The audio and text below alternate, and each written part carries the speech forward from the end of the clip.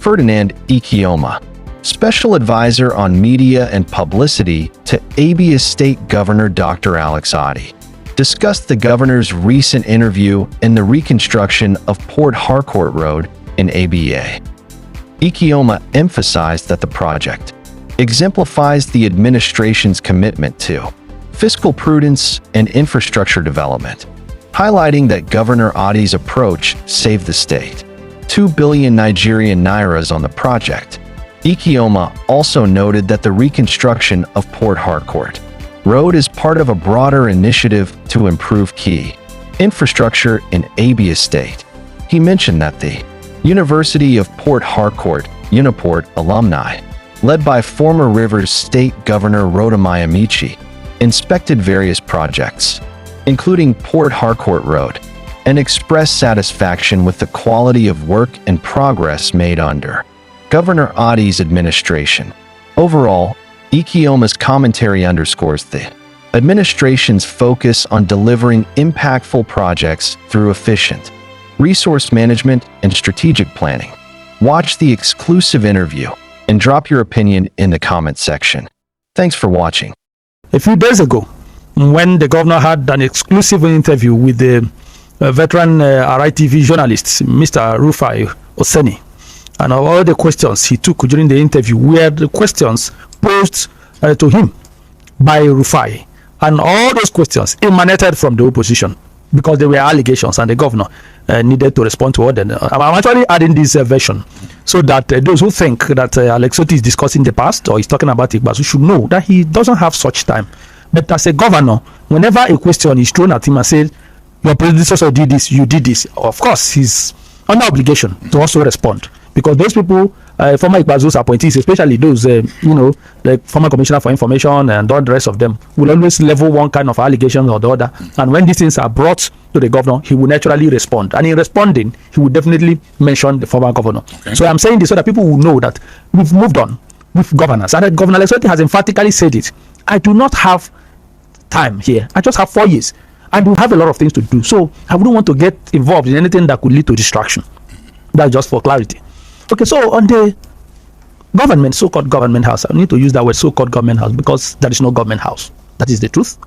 Anybody who is half informed as to how the institutions of government are run or how government houses look like will know that there is no government house. What they actually built there is governor's lodge.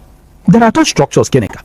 If you look at the old government house, where we are operating from, because it's important for us to also say it, that we the governor may not be operating from government house 100%, but I can tell you authoritatively that the governor is operating from this place. He doesn't live here and he can't live there now. That's the truth. All the inauguration, major activities of the government are held here. Okay, so the government, the new government house, the so-called government house, like I said, there are two structures. If you come to this old government house, there are institutional or structural components that make up a government house. You have the governor's lodge, which will be office lodge and residential quarters. That's how government houses are built, and this is how it is. Then you will have the deputy governor's lodge and office quarters. That is where he will have his office. He will have where the family members will live in. Then you will have the office of the chief of staff and the family, just like that. Then you will have the ESCO chambers. You will have the banquet hall. You have the chapel. You have where the camp commandant security building that will stand alone, because you have the camp commandant who will be in charge of all the different security agencies that dwell there. And you have offices for key appointees, the office of the governor. That is how government houses are. But here, and if you go to the old government house, you will see not less than 20 or to 30 structures. Okay? But here, you built a lodge. Like the governor rightly pointed out, they furnished well the down floor. The rest of the place was not touched. That is a fact. And I am happy that when John Oki-Ikalo, the former commissioner for information, appeared on Arise to respond to what Governor Alex Otti said on behalf of his former boss, Dr. Kezi Igbazu, he wanted to start lying again. Rufai reminded him, I wouldn't forget that I was there. I went there. It was not done. Rufai said it. So he stopped. He would have painted a kind of picture that would shock, but because Rufai told him, I went there, and Rufai didn't want to appear because he was giving them that right of reply, opportunity for a right of reply. So he didn't want to appear to be boxing him, so he gave him the freedom to talk. But when he wanted to bring that aspect to lie, he told him, don't forget that I was there. It was done. So, however, Geneka, it's important to say that government is a continuum. Okay? So if Governor Okeoma did any project. After all, the government house was not started by him. It was started by former Governor T.H. So, if he did the project midway, we are under obligation to complete the project. So, we don't have any issues with that. However, how do you know a government that's serious and sincere? Let me give you some examples. If you look at this Emekomera guest house, the guest house, the sense of having such guest house is that when guests come, government doesn't spend too much keeping people in hotels. So even if you are going to hotel some persons, it will just be a few. You have a building or a place, a guest house that will take care of them. That place was in a state of dilapidation. Governor Alex Otti completely renovated and equipped it. It's looking beautiful. We are using it today. It wasn't built by him. Okay? I think that it was built during the military or former Governor Okalo. I can't remember the person that built it. Now you have the political appointees block. It's a big building here, a government house here. It was not in use. It was completely abandoned. Governor Alex Otti renovated it and equipped the place. The key appointees, special assistants and senior special assistants are staying there. You have the Nnamdi Azikiwe Secretariat, old secretariat that was abandoned for several years. Look at that edifice. The governor came, discovered a lot of workers do not have offices, especially those working in the secretariats. Most of them didn't have offices. Most of them were staying outside. Had nothing at all. We were working from very unconducive environment. What did the governor do? He swung into action. Got to the place. It was falling off the buildings. Of course, the pictures are there. You saw, you knew how it was. It was completely rebuilt. More structures were, more pillars and all the rest were added there. Completely equipped from beginning to the end. It's a beautiful spectacle to behold. It's a beautiful edifice to behold. Look at the Michael Okpara Auditorium. It was unfit to be named after the legendary late Dr. Michael Okpara. Go to there and see what Governor Alex Otti did. It's nearing let's say 80% completion. It wasn't built by Dr. Alex Otti. Okay, they've added more structures and it's looking so beautiful. But that place was in a state of dilapidation. You know what I'm talking about? The pictures are out there. Look at the SSG's office. Okay, when you hear SSG's office, people will think it's just one office. It should be a massive structure because outside the office of the governor, the SSG's office, which is where a kind of government activities revolve around the office of the secretary to the state government. Go there and see. I will show you the picture. I have it here. What has been done there, and you will see the pictures of before and after. It was looking like a shrine prior to now. There are many of them that I can name that Governor Alex Otti inherited and rebuilt.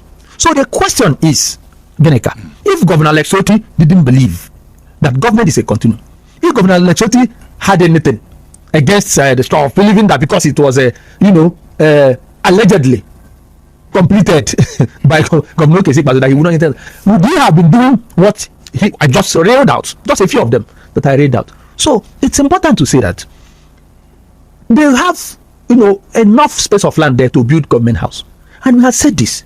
So the problem was not that they built substandard design or didn't complete it. The problem is that in their usual style, they sold all the lands around that place, and the place now did you verify this? They built. I can take you there. And again, am I saying what I do not know? They sold the land, and people have built high-rise buildings there, 2-story building, 1-story building there. So you will see somebody stand at the back, just at the back of the government house. You are seeing the entire compound of the supposed government house. And look at this old government house here. There is no building anywhere. No matter you can stay in and see the compound. If you go to the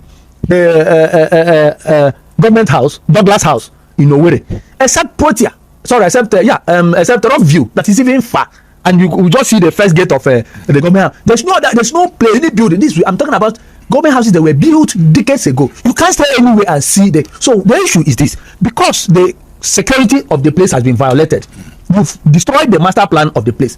The governor is not ready to go and start demolishing people's houses because you want to build a government house. You can't do it at this point. It is late.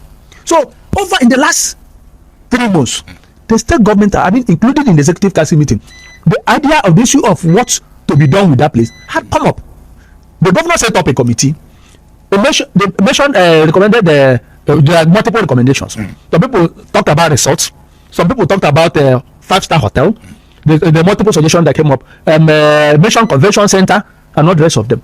That tells you that the government is not ready, and you can't abandon it because the place was built with public funds. Okay. So the issue of not using has nothing to do with or whatever. Okay, so Ferdinand, the issue is this: that particular place, that new government house, you know, that they said it wasn't completed and all that. I mean, that state fund that was used to set up that place.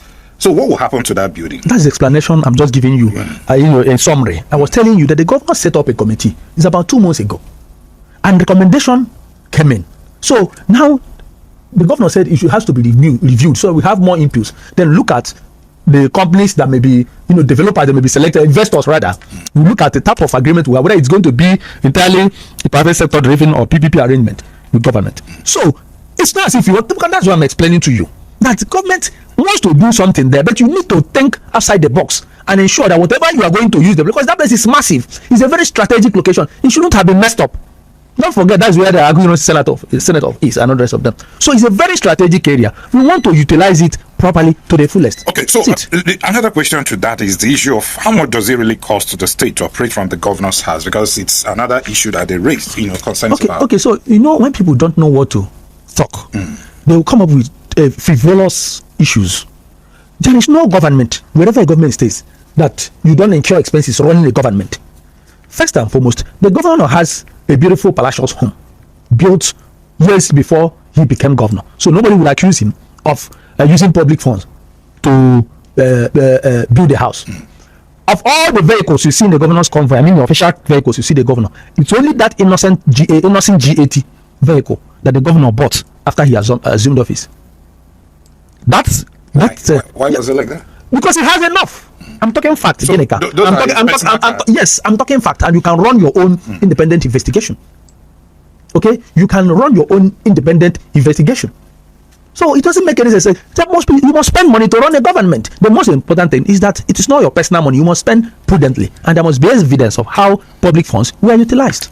Okay, so Ferdinand, let's move over to the next issue that we need to discuss here, and that has to do with the famous Port Harcourt Road in Abia. I understand that that particular project is nearing completion, but the controversy here is the cost of that particular project. Initially, we were told that the cost was about 30 billion naira. Yes. But according to the governor during his interview with Arise, he said that it cost about 36.5 billion naira. Yes. So we're wondering how come initially it was 30 billion, now it's 36.5. Thank you, Geneka. You know what is called variation, and it happens everywhere. When you award contract to contractors, okay, and at a certain cost, and you experience inflation, or there is an addition to what is expected to, of course, this bordered on inflation. The construction companies will ask for variation, for review, add money to the cost of the project, else they will not be able to meet the target. That was what happened, and that is applicable everywhere. I'm not saying what is strange to those who understand what is involved in construction. That was what happened. Having said that, Yeneka, we have read and heard a lot of things. The first time when the road was awarded and the PDP started raising the alarm, and I must say this, that they have a right to ask questions. We can never take away the right of anybody, any opposition person, to ask questions about governance in the state. So it's not a crime. We don't take these things as if anybody is at war with anyone. No, we speak, we respond, but it doesn't mean we are at war. So I went to the Honorable Commissioner for Works, Engineer Don Otunjere. I went to him. I said, look at what people are saying about the cost of this. He laughed. He said I should just ignore those people talking, that they are ignorant of what is involved. That we are lucky. That was what he told me. That we are lucky that Julius Berger has been advanced and been given advance payment now to the tune of 5 billion after they mobilized to site. That they contemplated withdrawing. Because they went further to do it, to say that they will not be able to do this road at this cost. So he said that these people are ignorant of the job on Port Harcourt Road. That's what he told me. He's an experienced retired civil servant retired as a director of Federal Ministry of Works. He told me that. Now, let's break it down, Geneka.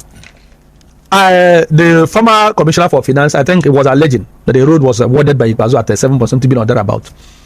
I just brought out the right of former commissioner for information, John Okiye Kalo, wrote his claim at the official statements from both the former government and this commissioner for information, where he said it emphatically that the road was awarded to Heartland at the cost of 9.89 billion. That's about 10 billion. Just less than 100 million will be 10 billion. That was what they awarded it at. 9.89 billion. Okay. And that was in 2017. Okay.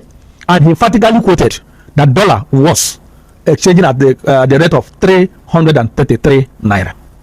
Okay, so Ginika, and don't forget, it wasn't awarded to Julius Berger. And when they awarded it, what they awarded was 5.7 kilometers. That's starting from number 1 Port Harcourt Road down to flyover.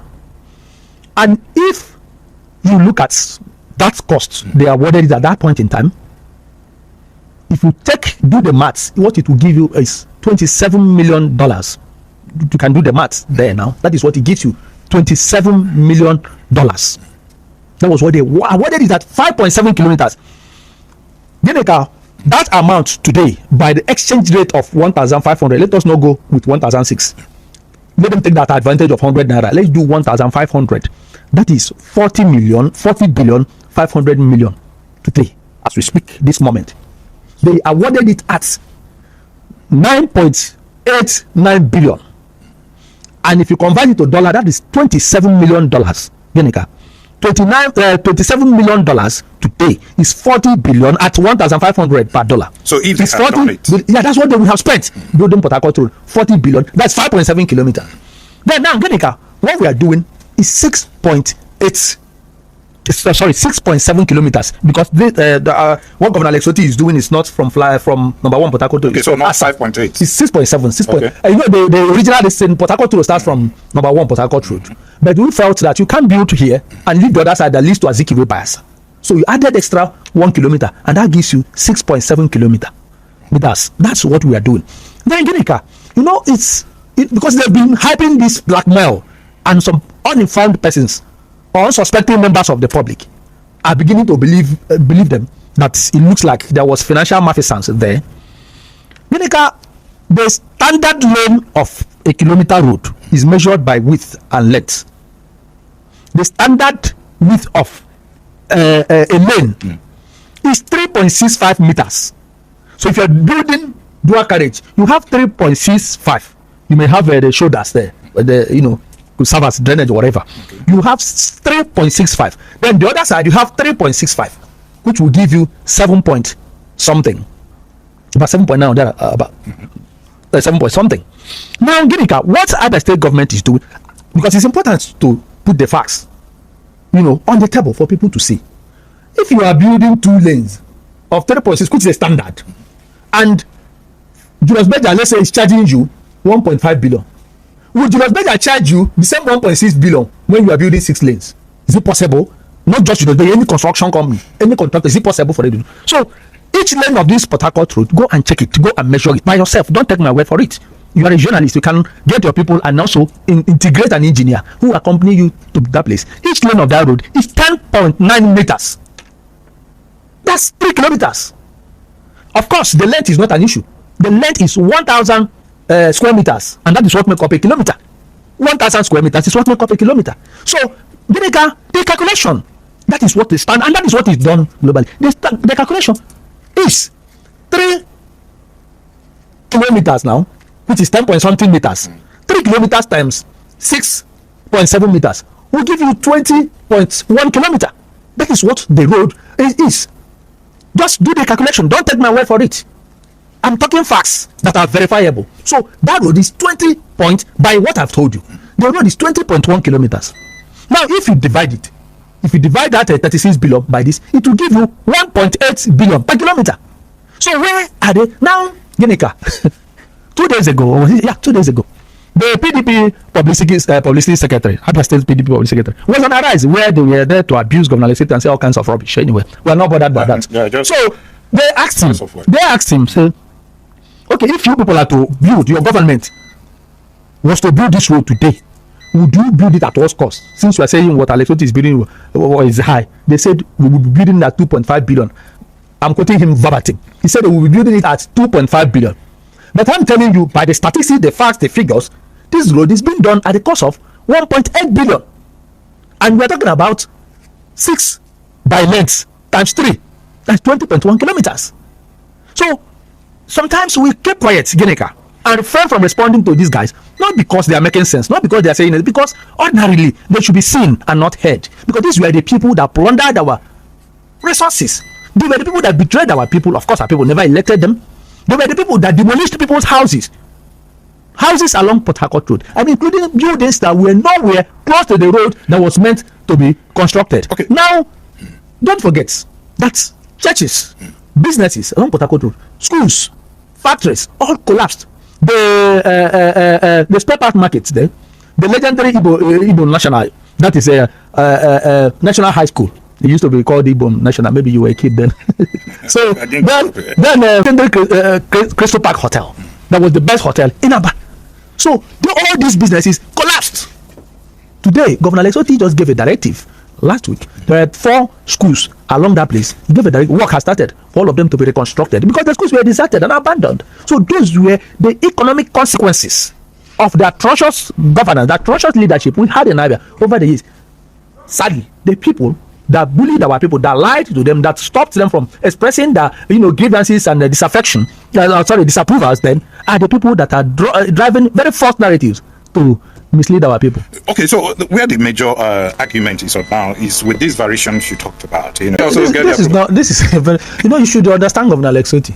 He's not a financial expert by mouth. He is very thorough. He's a very thorough person. He's a due process person. He could not have. Nobody could have added paid a dime to Julius Berger without going through the necessary legal framework, the necessary legal framework or necessary approvals.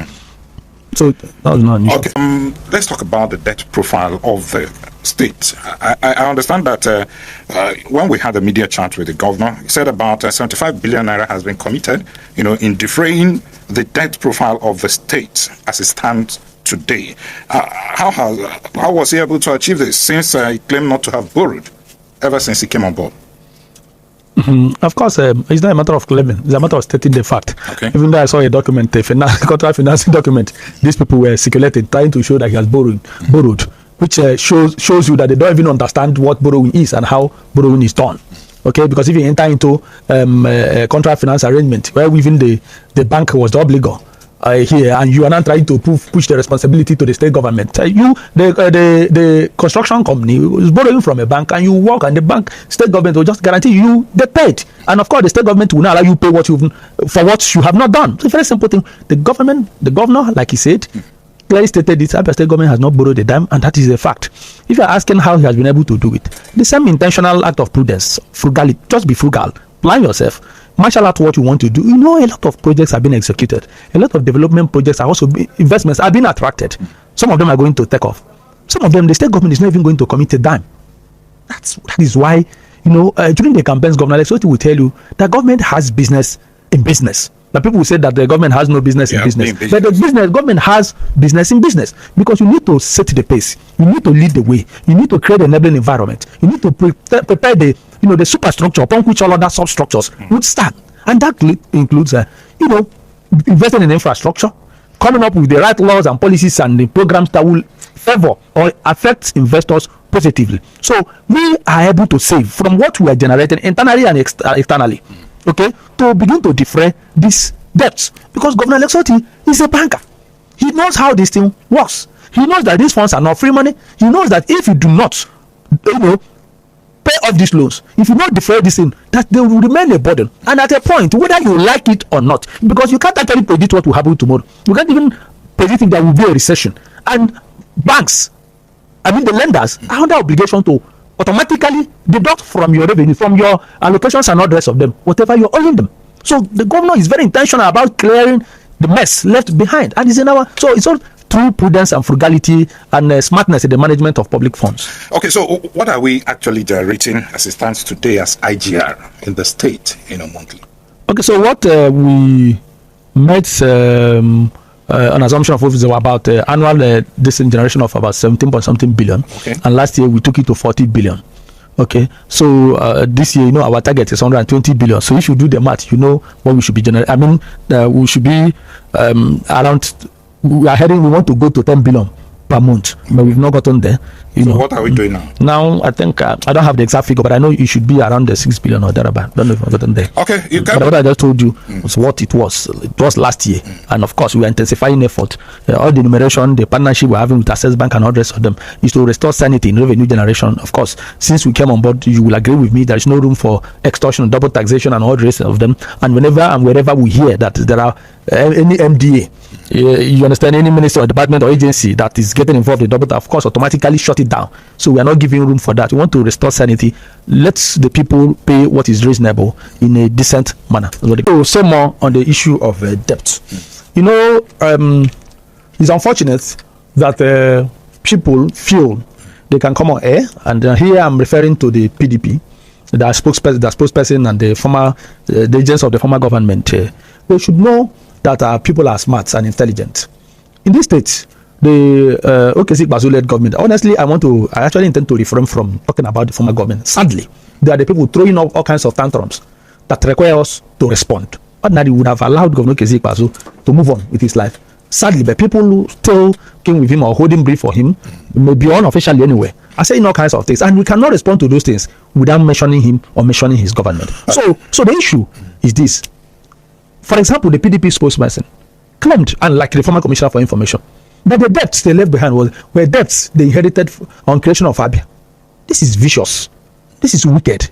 Why are you telling such lies? Are you saying it's not true? Ginika, I don't know. Maybe you were in Abia, or you went in Abia, or you didn't follow. Some of us followed things here since the return of democracy very religiously.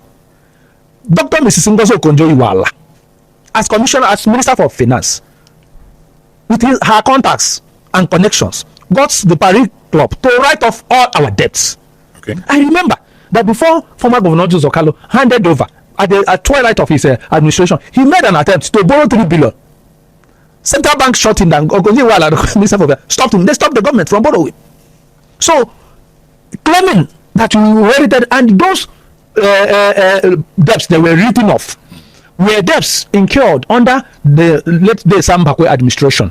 Okay, and those for he borrowed, invested wisely, built infrastructure, built industry, built factories of all kinds. Unfortunately, subsequent governments, military governments that were very irresponsible, messed up all those things. So, on return of democracy, Abia, Imo, I don't know whether it was also involved. So they were part of it. They were deducting those debts from our FAC allocations. Okay, now there were over deductions, and that was what led to the Paris Club refund.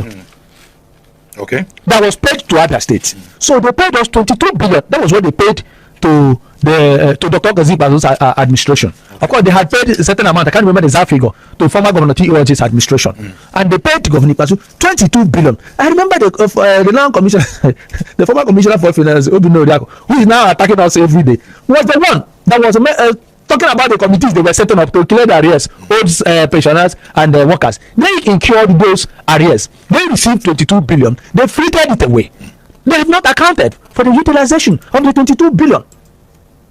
Because when they assumed, we were asking the question, how much did you inherit? They refused to talk. Now you received 22 billion. We ask again, how much did you require to clear arrears of salary and pension incurred by you? They didn't say anything. In the end, the 22 billion naira was squandered, and nobody has been able to account for it. But today, they're telling lies up and down against the same government. Okay, Ferdinand. Now they tell you another thing I need to respond to, because I understand. I just read something this morning, which you people also published, where the former commissioner for finance claimed that they would have built Port Harcourt Road. Governor Alex Otti did not stop them from borrowing, from AFDB. Ginika, it's also important that you respond. What's happening? Go ahead. Okay, so first and foremost, when Abia State government approached the AFDB to borrow, of course, don't wake up and go and run to AFDB to borrow. There are processes, the Ministry of Finance, the Central Bank, and the rest of them. National Assembly must approve. The State House Assembly must approve. So, there are several agencies of government that are expected to be involved. Now, they went and forged some documents. The then government went and forged some documents. God works in mysterious ways. If not for a reason, I would have mentioned the name of the person who leaked the whole thing to us. But I will not. Don't worry. I don't even bother yourself. That's my own burden. Okay. So the thing was leaked to us. What they had done, they have forged some documents to increase what will be approved to them, and the intention was to squander part of the money. So when Governor Alex Otti got hold of the information, the details, he wrote a petition to the AFDB. AFDB investigated the Governor Alex Otti's, Dr. Alex Otti's petition and found it meritorious and temporarily stopped the loan. Okay, so if your intention is to defraud the state, Governor Alex Otti, as a then opposition leader, was under obligation with his contact and capacity and reach to also stop you. Okay. So you are today, I will be in Port Harcourt Road with any loan. It's a matter of managing what you have. It's a matter of being prudent. It's a matter of being intentionally sincere. Yeah, I want to do this project. You map out the money. Today, we are paying regular monthly pension. Not because we have all the money in the world, but the governor did his arrangement, made a calculation, and said, no matter what, we will have certain amount. Once we arrive at their number, the figure, every month, before the end of the month, the money is already set aside. Every month, you just put out there and pay. But because these people, when they were doing that time, they will pay January, half. They won't pay again until May. They will jump from May, they will go and pay September. And that was why, when you say they didn't pay for 3 years, they will not ask you. They will go and look for 1 or 2 persons they paid. You know, the kind of fraudulent things that were happening that shouldn't be associated with governance. Okay, Ferdinand, Ferdinand, the issue is this. So many people are asking, 2 years into this administration, what are the milestones? The milestones of this particular government so far? Yes, you've mentioned Port Harcourt Road. You've committed 75 billion naira into defraying the debt profile of the state and all that. What other areas would you say you've done well as well? Okay, the pictures of the primary health care centers are everywhere for people to see. And there's hardly any ward that is not benefiting from it. And don't forget, it's 200 primary health care centers. You know, that is massive. And Governor Alex Otti is intentional about it. You know, by all means, we want to stop rural-urban migration. That is the vision of the governor. And how do you do it? Once you build infrastructure in our rural communities, you have good schools. You have good health care centers. What else? The general hospitals, which the governor has given approval to be built. 21 general hospitals. And now we have taken up 7 for a start. You know, after that, like the governor clearly stated, you take another 7. There's no senatorial district that is not a beneficiary. If you look at, let's say, Omonato, our own zone, for example, which is going to serve as a referral center for the entire Abia North, once you do that, and that's a general specialist hospital, it will serve the purposes, all the purposes you need within the Abia North axis. So somebody from Ebreba or from Ohafia will not need to come to Umuahia, or somebody from Alai will not need to come to Umuahia. Then you come to the ward level, all those minor sicknesses, the primary health care centers will take care of them. That's how intentional the governor, so we can humbly say that the governor is making giant strides in the health sector. The same thing in the education sector. Look at the trajectory of the policies and programs initiated by this government. Okay, the 60 years retirement, 65 years retirement was actually introduced by the federal government. Okay, so I was talking about the other areas. You know, we are very humble enough. We really do not need to brag about these things, because first and foremost, that's your responsibility as a government. Okay. Solve these problems. But the most important thing is that a lot of things are happening, and our people are seeing, our people are feeling them, our people are the ones testifying. So if you look at what has been done, there are many ongoing road projects, massive projects going on in different local governments, in different senatorial districts. And the governor just said some days ago, when we were at the Lord's choosing camp meeting, he said we're just starting. Speak to the issue of this bank road. You want to speak to it? For us, the bank road at this point is even a minor, because it's almost completed, so it's not a problem. And the next few weeks, the place will be completely new look. The road will be completed, and street lights and everything. Different new street light. We have put street light there, but we are going to have something spectacular, just like similar to what is open at Port Harcourt Road. After installing the street lights and within the center of the road, the university gave further instruction that should be street lights on the left and the 2 shoulders, so that it will be completely, because a lot of people are speeding on the road now, so that in the night. Maybe would you consider putting speed bump on that? Because I think people have started complaining of speed. We are hearing it. So it's something that the Honorable Commissioner for Works, and others will look at and decide what to do. But the most important thing is that every single road project awarded must be completed in record time, and we're doing that. When you look at what happened at the Umar Hazua Collaborative Hofia Road, you will know that the governor was very smart the way he handled the project. 67-kilometer road. If it had been awarded to one construction company, you can imagine what the people would have passed through. A lot of people would have suffered. Okay, so we mention kilometers. We don't talk road. I listened to our brother John Okikali. He said they constructed over 230 roads when they were born. There's nothing like 230 roads. There's nothing like 10 roads. So the road, you to measure roads by kilometers. I've just mentioned one 67-kilometer road. Go and measure it. That's what we are building. That's massive. One road. So somebody will tell you, we'll build 10 roads, we'll build 20 roads. You're lying. You're not saying anything. You're not communicating. All right. Obioma Chiadiko said, please, can you give us an update about the teachers' recruitment? There are concerns on the high number of applicants who participated in the oral interview. but were not shortlisted successfully. Instead, their dashboard shows pending. Okay, so those people that have the issues, because I engaged the Honorable Commissioner for Basic Education, there are about 600 and something persons that have that issue, and there were people whose credentials and other important details could not be verified. But the good news is that they are all going to be invited for that verification. That verification must be completed before the final decision is taken. So it's not as if the such persons have lost out. And I'm sure you just are aware they just announced the release of the people, those shortlisted. And now it's also important to state that what they actually, the first phase is about going to the final number will be 5,300 persons.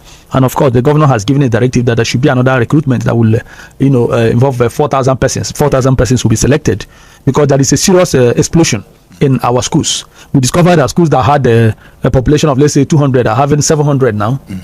So it's overwhelming. And the running costs. And now I'm coming. Okay, I will talk about the running costs. And again, of course, we didn't have teachers have an issue.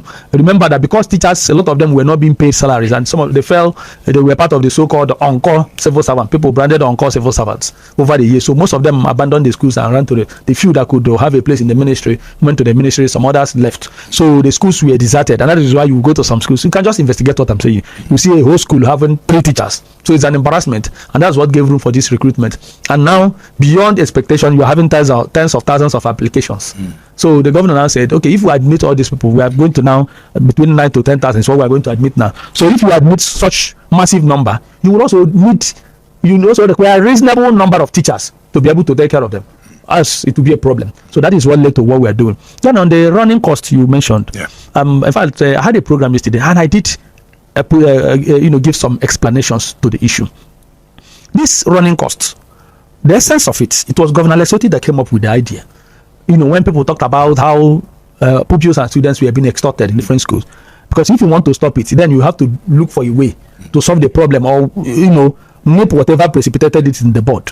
So the Governor Alex Otti said, okay, we will have to come up with giving running cost to the people running these schools.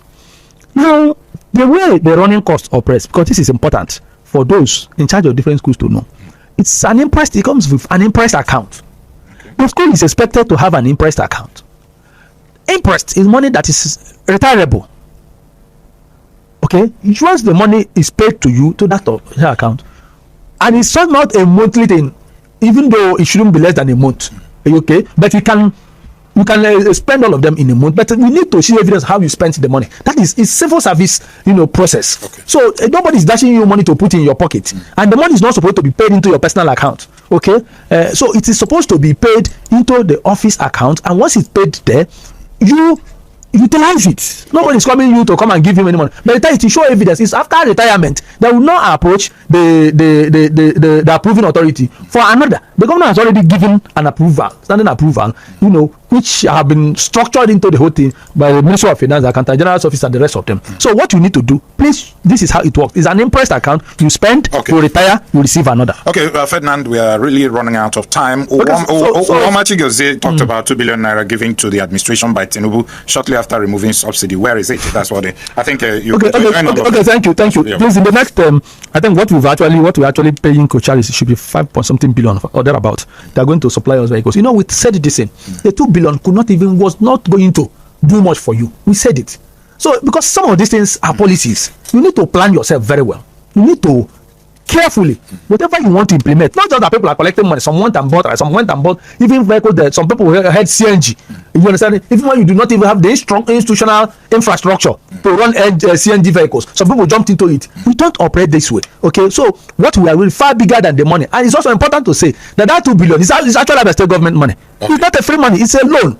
You understand? It's a loan. They are meant to repay. So all of us, we weren't going to them because we were not interested in collecting anything. So, but because it was money that was given holistically to entire states, that was why we had to collect it. If not, we wouldn't have collected the money. Okay, the things that we didn't need it. Thanks. So please, if you do permit me, somebody talked about, mentioned about the government house again. Okay, I don't know whether he was talking about the other one, the new one or old one. I responded to that, but let me also add, the old government house is being rebuilt.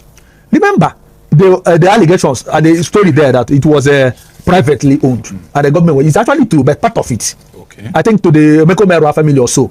Okay, it was a part of it which had been paid down many years ago since. But the people, the former government, were still pretending to be paying. We don't want to go into that because a lot of things transpired. Okay. So what we are doing, if you look at the structures we are bringing up, renovating, rebuilding in government house, because the place is well structured, well planned. So we are gradually rebuilding. But what we don't want to do is to say, we have a budget of 20 billion, we want to build new government house. Nobody wants to do that kind of thing. All right, sincere thanks to you, Ferdinand Ekeoma, the special advisor to the governor on media and publicity. Thank you so much for finding time to make all this explanation. Thank you for